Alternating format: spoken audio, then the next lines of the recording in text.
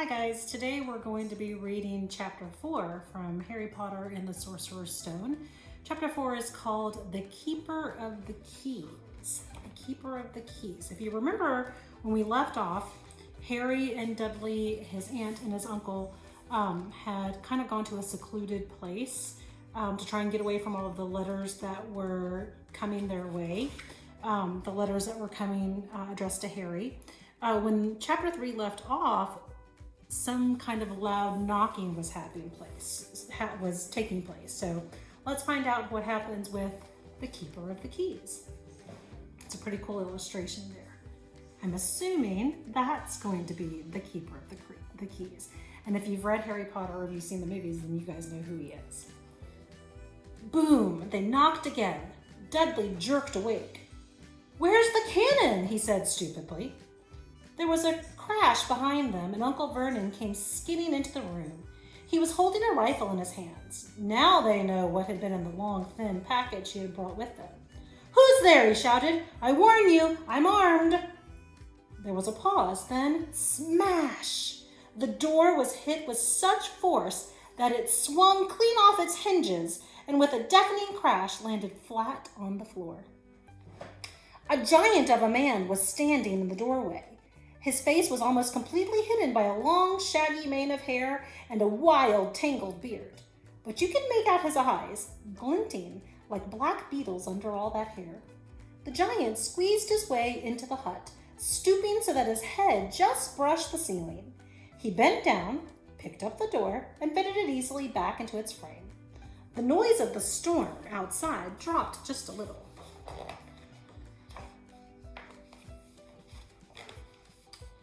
He turned to look at them all. Couldn't make us a cup of tea, could ya? It's not been an easy journey." He strode over to the sofa where Dudley sat frozen with fear. "Budge up, you great lump," said the stranger. Dudley squeaked and ran to hide behind his mother, who was crouching terrified behind Uncle Vernon. "Ah, here's Harry," said the giant. Harry looked up into the fierce, wild, shadowy face and saw that the beetle eyes were crinkled in a smile. "Last time I saw you, you were only a baby," said the giant. "You look a lot like your dad, but you've got your mom's eyes." And you can see there he is leaning down to Harry. Uncle Vernon made a funny, rasping noise. "I demand that you leave at once, sir," he said. "You were breaking and entering." "Ah, be quiet, Dursley, you great prune," said the giant. He reached over the back of the sofa, jerked the gun out of Uncle Vernon's hands, bent it in a knot as easily as if it had been made of rubber, and threw it into the corner of the room. Uncle Vernon made another funny noise, like a mouse being trodden on. "Anyway, Harry," said the giant, turning his back on the Dursleys, "a very happy birthday to ya.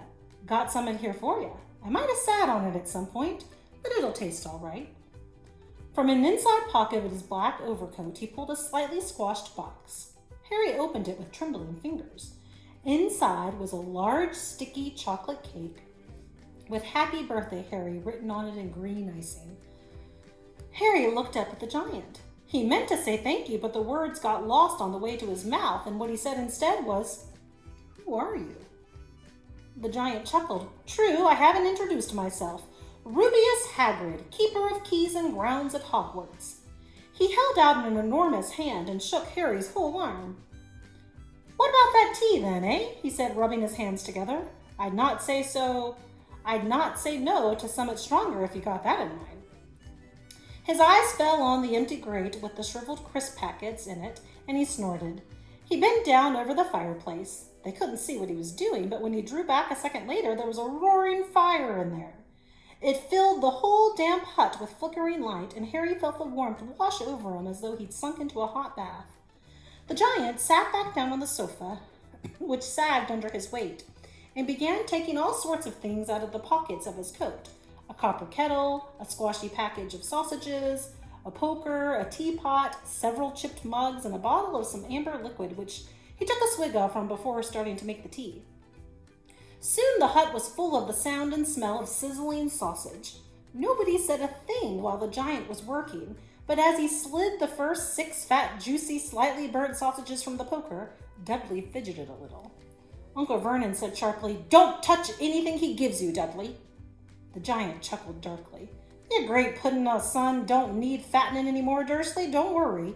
He passed the sausages to Harry, who was so hungry he had never tasted anything so wonderful, but he still couldn't take his eyes off of the giant. Finally, as nobody seemed about to explain anything, he said, "I'm sorry, but I still don't really know who you are." The giant took a gulp of tea and wiped his mouth with the back of his hand. "Call me Hagrid," he said. "Everybody does. And like I told you, I'm keeper of keys at Hogwarts. You'll know all about Hogwarts, of course." No," said Harry. "Sorry." Hagrid looked shocked. Hagrid barked, turning to stare at the Dursleys, who shrank back into the shadows. "It's them that should be sorry. I knew you weren't getting your letters.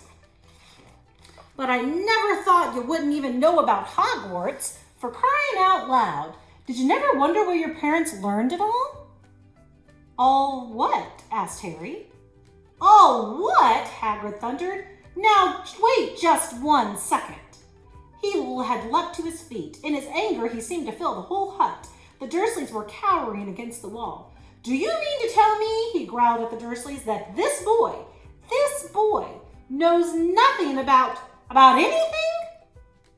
Harry thought this was going a bit far. He had been to school after all, and his grades weren't that bad. "I know some things," he said. "I can, do math and stuff." But Hagrid simply waved his hand and said, "About our world, I mean. Your world. My world. Your parents' world." "What world?" Hagrid looked as if he was about to explode. "Dursley!" he boomed. Uncle Vernon, who had gone very pale, whispered something that sounded like Mimble-Wimble. Hagrid stared wildly at Harry. "But you must know about your mom and dad," he said. "I mean, they're famous. You're famous." "What? My mom and dad weren't famous, were they?" "You don't know." Hagrid ran his fingers through his hair, fixing Harry with a bewildered stare. "You don't know what you are," he said finally. Uncle Vernon suddenly found his voice. "Stop!" he commanded. "Stop right there, sir. I forbid you to tell the boy anything." A braver man than Vernon Dursley would have quailed under the furious look Hagrid now gave him. When Hagrid spoke, his every syllable trembled with rage. "You never told him? Never told him what was in the letter Dumbledore left for him? I was there. I saw Dumbledore leave it, Dursley, and you've kept it from him all these years?" "Kept what from me?" said Harry eagerly. "Stop! I forbid you!" yelled Uncle Vernon in panic. Aunt Petunia gave a gasp of horror. Go boil your heads, both of you," said Hagrid. "Harry, you're a wizard." There was silence inside the hut. Only the sea and the whistling wind could be heard. "I'm a what?" gasped Harry. "A wizard, of course," said Hagrid, sitting back down on the sofa, which groaned and sank even lower. "And a thumping good un, I'd say. Once you've been trained up a bit, with a mom and dad like yours, what else would you be? And I reckon it's about time you read your letter." Harry stretched out his hand at last to take the yellowish envelope addressed in emerald green to Mr. H. Potter, the floor, hut on the rock, the sea. He pulled out the letter and read, "Hogwarts School of Witchcraft and Wizardry. Headmaster Albus Dumbledore. Order of Merlin, First Class, Grand Sorcerer. Chief Warlock, Supreme Mugwump, International Confederation of Wizards. Dear Mr. Potter, we are pleased to inform you that you have a place at Hogwarts School of Witchcraft and Wizardry. Please find enclosed a list of all necessary books and equipment. Term begins on the 1st of September. We await your owl by no later than the 31st of July. Yours sincerely, Minerva McGonagall, Deputy Headmistress." Questions exploded inside Harry's head like fireworks, and he couldn't decide which to ask first. After a few minutes, he stammered, "What does it mean, they await my owl?" "Galloping Gorgons, that reminds me," said Hagrid, clapping a hand to his forehead with enough force to knock over a cart horse. And from yet another pocket inside his overcoat, he pulled an owl. A real, live, rather ruffled-looking owl. I guess that's probably this one here in the picture. A long quill and a roll of parchment. With his tongue between his teeth, he scribbled a note which Harry could read upside down. "Dear Mr. Dumbledore, given Harry his letter, taking him to buy his things tomorrow. Weather's horrible. Hope you're well. Hagrid. Hagrid rolled up the note, gave it to the owl, which clamped it in its beak, went to the door, and threw the owl out into the storm. Then he came back and sat down as though this was as normal as talking on the telephone. Could you imagine delivering something through owl mail? Harry realized his mouth was open and closed it quickly. "Where was I?" said Hagrid. But at that moment, Uncle Vernon, still ashen-faced, but looking very angry, moved into the firelight. "He's not going," he said. Hagrid grunted. "I'd like to see a great muggle like you stop him," he said. "A what?" said Harry, interested. "A muggle," said Hagrid. "It's what we call non-magic folk like them. And it's your bad luck you grew up in a family of the biggest muggles I ever laid eyes on." "We swore when we took him in we'd put a stop to that rubbish," said Uncle Vernon. "Swore we'd stamp it out of him. Wizard indeed." "You knew?" said Harry. "You knew I'm a wizard?" "Knew?" shrieked Aunt Petunia suddenly. "Of course we knew. How could you not be, my dratted sister being what she was? Oh, she got a letter just like that and disappeared off to that school and came home every holiday with her pockets full of frog spawn, turning teacups into rats. I was the only one who saw her for what she was, a freak. But my mother and father, oh no, it was Lily this and Lily that. They were proud of having a witch in the family." She stopped to draw a deep breath and then went ranting on. It seemed she had been waiting to say all of this for years. "Then she met that Potter at school and they left and got married and had you, of course. I knew you'd be just the same, just as strange, just as abnormal as them. And then, if you please, she went and got herself blown up and we got landed with you." Harry had gone very white. As soon as he found his voice, he said, "Blown up? You told me they died in a car crash." "Car crash?" roared Hagrid, jumping up so angrily that the Dursleys scuttled back to their corner. "How could a car crash kill Lily and James Potter? It's an outrage, a scandal. Harry Potter not knowing his own story when every kid in our world knows his name?" "But why? What happened?" Harry asked urgently. The anger faded from Hagrid's face. He looked suddenly anxious. "I've never expected this," he said in a low, worried voice. "I had no idea when Dumbledore told me there might be trouble getting hold of you, how much you didn't know. Harry, I don't know if I'm the right person to tell you, but someone's gotta. You can't go off to Hogwarts not knowing." He threw a dirty look at the Dursleys. "Well, it's best you know as much as I can tell you, mind. I can't tell you everything. It's a great mystery, parts of it." He sat down, stared into the fire for a few seconds, and then said, "It begins, I suppose, with a person called... But it's incredible you don't know his name. Everyone in our world knows." "Who?" "Well, I don't like saying the name if I can help it. No one does." "Why not?" "Gulping gargoyles, Harry. People are still scared. Blimey, this is difficult. See, there was this wizard who went bad. As bad as you could go. Worse than worse. His name was..." Hagrid gulped, but no words came out. "Could you write it down?" Harry suggested. "No, I can't spell it." "All right. Voldemort." Hagrid shuddered. "Don't make me say it again. Anyway, this wizard, about 20 years ago now, started looking for followers. Got them, too. Some were afraid. Some just wanted a bit of his power, because he was getting himself power all right. Dark days, Harry. Didn't know who to trust, didn't dare get friendly with strange wizards or witches. Terrible things happened. He was taking over. Of course, some stood up to him, and he killed them. Horribly. One of the only safe places left was Hogwarts. Reckon Dumbledore's the only one you know who was afraid of. Didn't dare try taking the school. Not just then, anyway. Now, your mom and dad were as good a witch and wizard as I ever knew. Head boy and girl at Hogwarts in their day. Suppose the mystery is why you know who never tried to get him on his side before. Probably knew they were too close to Dumbledore to want anything to do with the dark side. Maybe he thought he could persuade him. Maybe he just wanted him out of the way. All anyone knows is he turned up in the village where you was all living on Halloween 10 years ago. You was just a year old. He came to your house and Hagrid suddenly pulled out a very dirty, spotted handkerchief and blew his nose that sounded like a foghorn. Sorry, he said, but it's that sad. Knew your mom and dad, and nicer people you couldn't find anyway. You know who killed them. And then, and this is the real mystery of the thing, he tried to kill you too. Wanted to make a clean job of it, I suppose. Or maybe he just liked killing by then. But he couldn't do it. Never wondered how you got that mark on your forehead? That's no ordinary cut. That's what you get when a powerful evil curse touches you. Took care of your mom and dad and your house even. But it didn't work on you. And that's why you're famous, Harry. No one ever lived after he decided to kill him. No one except you. And he killed some of the best witches and wizards of the age. The McKinnons, the Bones, the Pruitts. And you was only a baby. And you lived. Something very painful was going on in Harry's mind.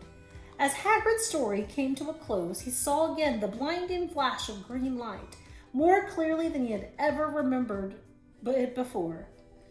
And he remembered something else. For the first time in his life, a high, cold, cruel laugh.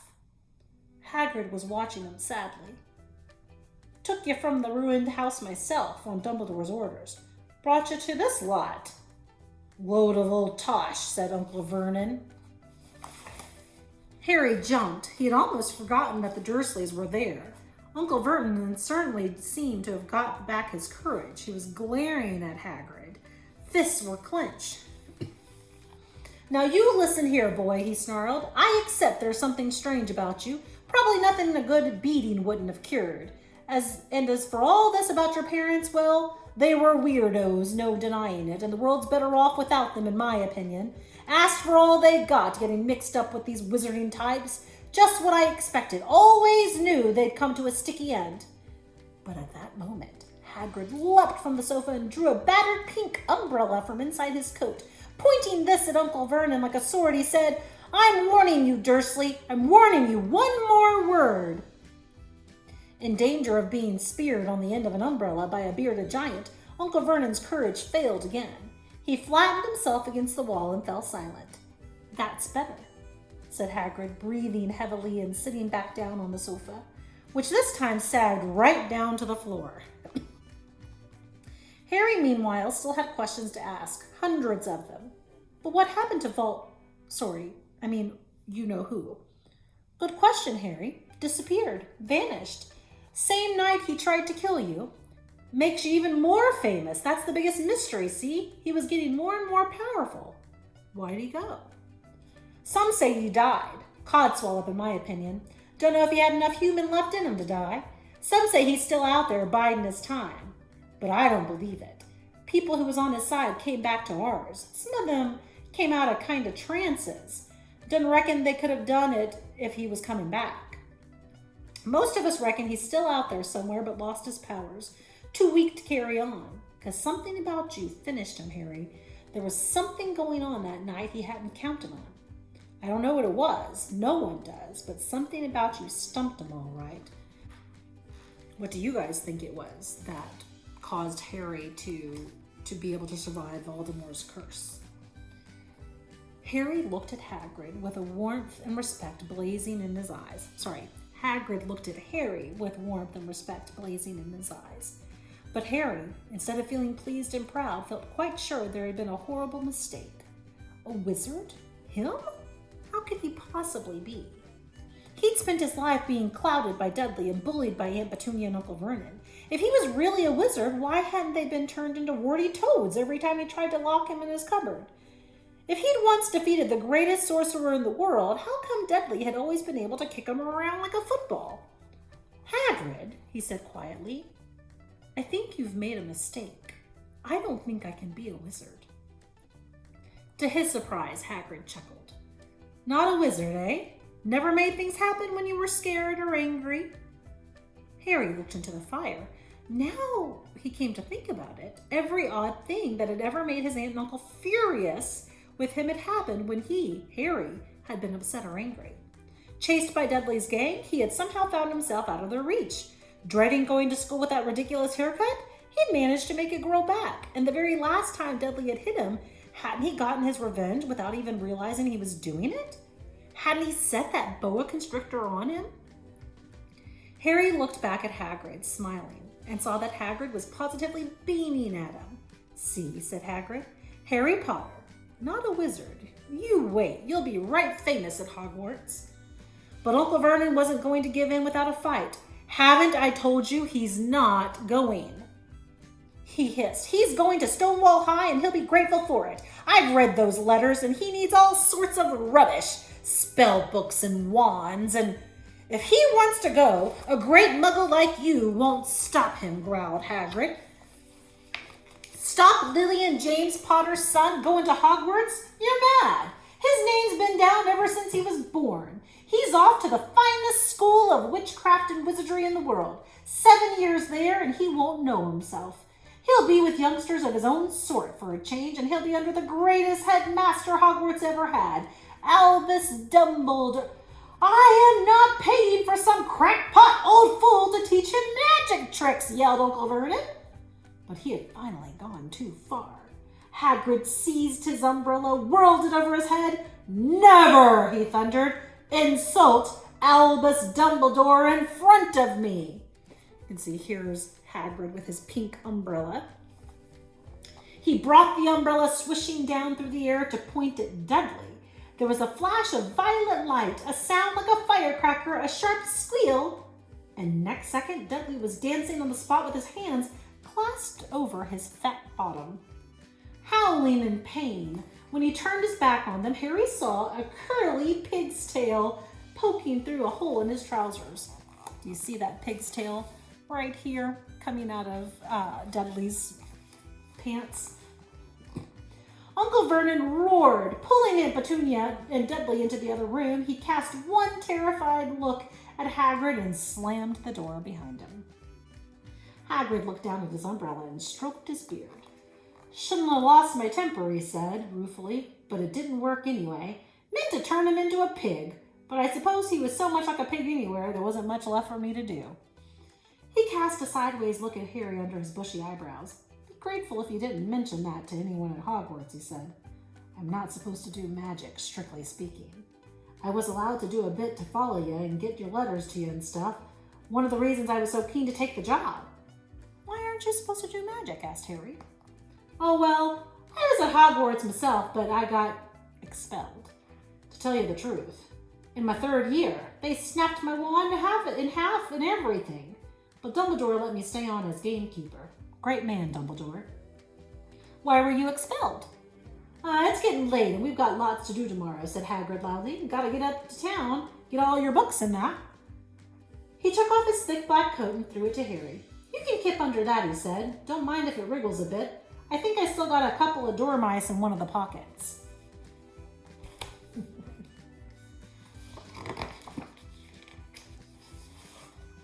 Here's that house that they were staying in, remember?